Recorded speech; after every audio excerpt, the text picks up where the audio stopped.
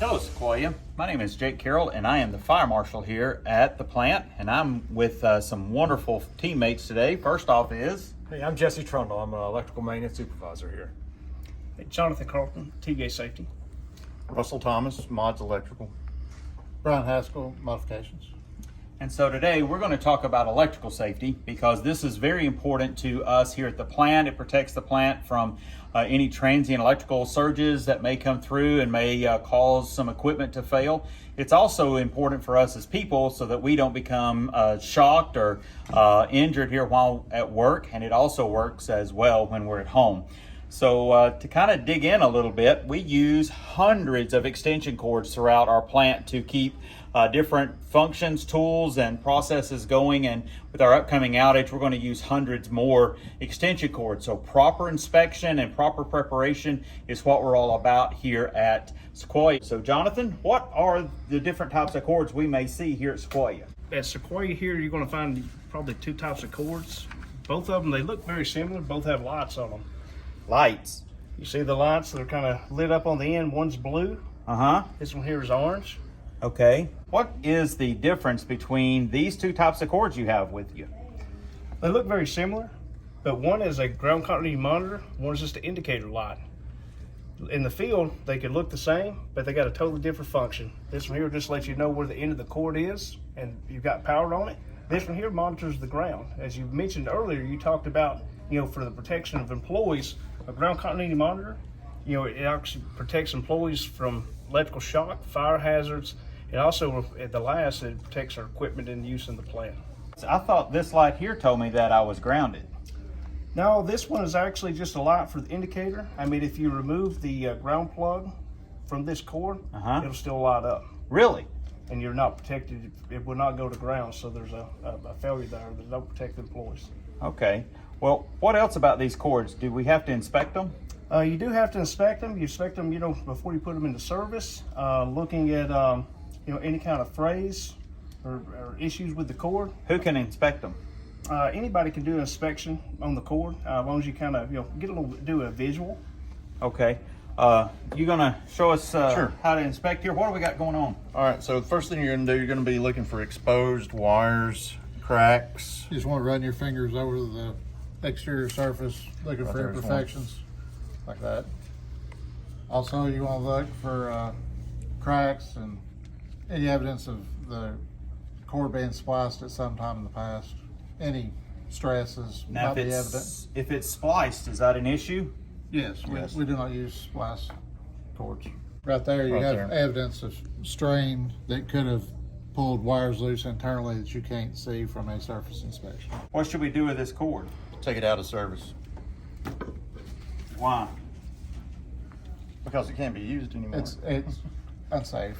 It's unsafe, yeah. You have the exposed wires, make it unacceptable for safety. As safety and had the nicks, what would you done after the cord had passed? Is there any other tricks you would done to the cord? Yes, you would put your 2026 tape on it. And we use the different tape in nuclear, and that is NPG SPP 09.17, temporary equipment control. We use the different colors of tape, and for 2025, that color is green, and for 2026, the color is actually blue.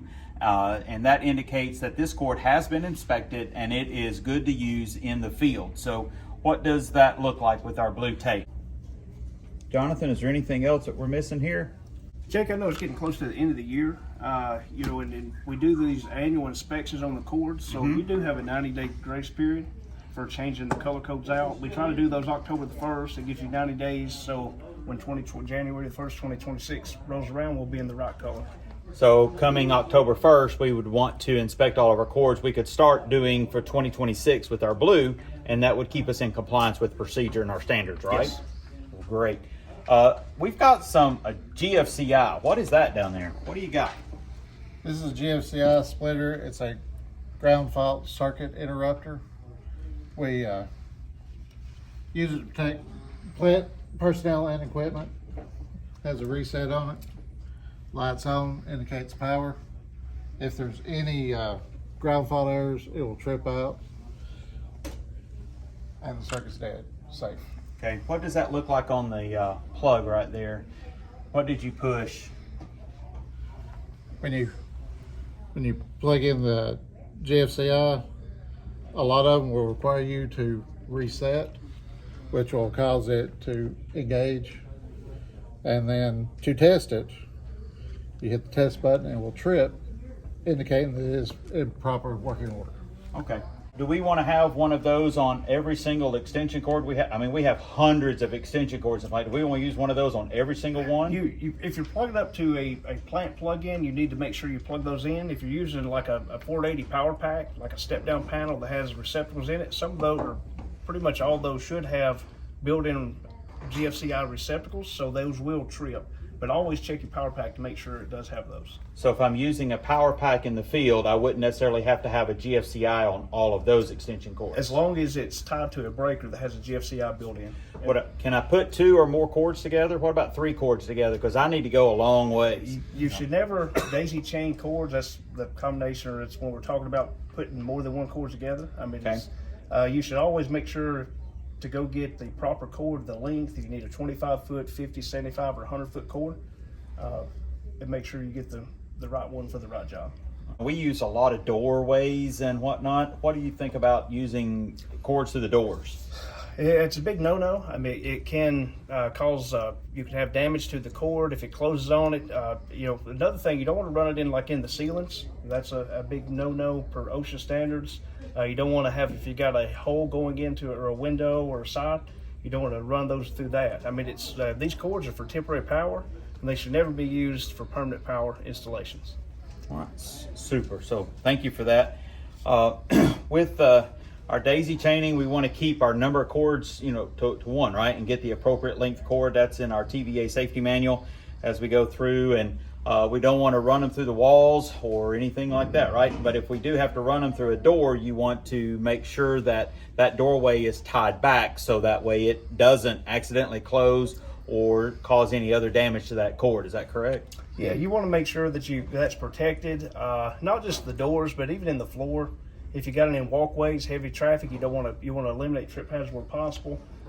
Look at using some type of linebacker that'll kind of protect the cords. This especially if we got these running outside in the gravel, we want to make sure that we cover those up, from driving over equipment and vehicles.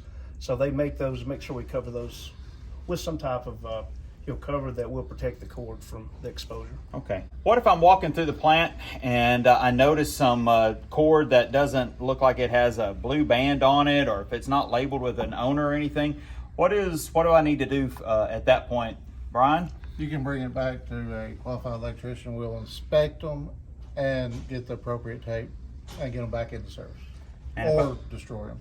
Or destroy them, depending on what the problem is, right? Yes.